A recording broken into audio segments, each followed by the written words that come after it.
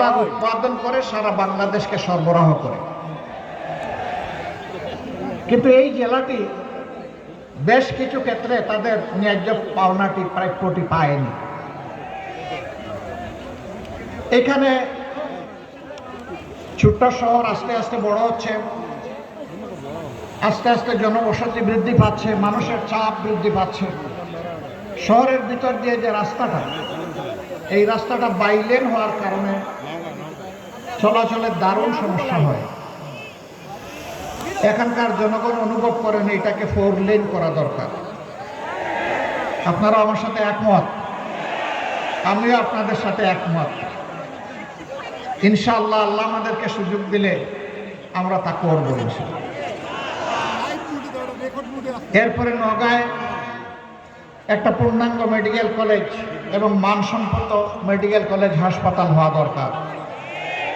আমি কথা দিচ্ছি এটা হবে ইনশাআল্লাহ।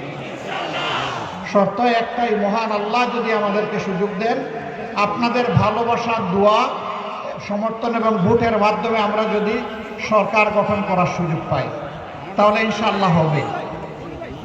এরপরে এটা যেহেতু কৃষি প্রধান এরিয়া, এই কারণে আমরা ইতিমধ্যেই ঘোষণা দিয়েছি পুরা নর্থ বেঙ্গলকে আমরা ইনশাআল্লাহ কৃষি শিল্পের রাজধানীতে পরিণত করব ইনশাআল্লাহ।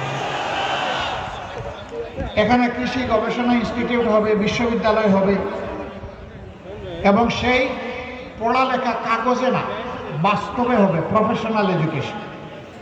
এখান থেকে বের হয়ে দক্ষ জনবল হিসাবে দেশে এবং বিদেশে সম্মানের সাথে তারা দেশ গড়ায় ভূমিকা রাখবে, বিদেশে গিয়ে দেশের জন্য কাজ করবে। আমরা সেই জনবল ইনশাল্লাহ এখানে তৈরি করব। এখানে ধান এবং ফল, এই দুইটার গবেষণা ইনস্টিটিউট যদি পূর্ণাঙ্গ টেকনিক্যাল ইউনিভার্সিটি বেসড আপন এগ্রিকালচার, কৃষিভিত্তিক বিশ্ববিদ্যালয় যদি এখানে হয়, তাহলে ওটা আলাদা আর লাগবে না, ওটা তারই অংশ হবে এবং গবেষণা ইনস্টিটিউট ওখানে অন্তর্ভুক্ত হয়ে যাবে স্বাভাবিকভাবে। সেটাও ইনশাল্লাহ হবে। এই এলাকায় বিপুল পরিমাণ আম উৎপাদন হয়, কুল উৎপাদন হয়, এখানে পেয়ারা উৎপাদন হয়।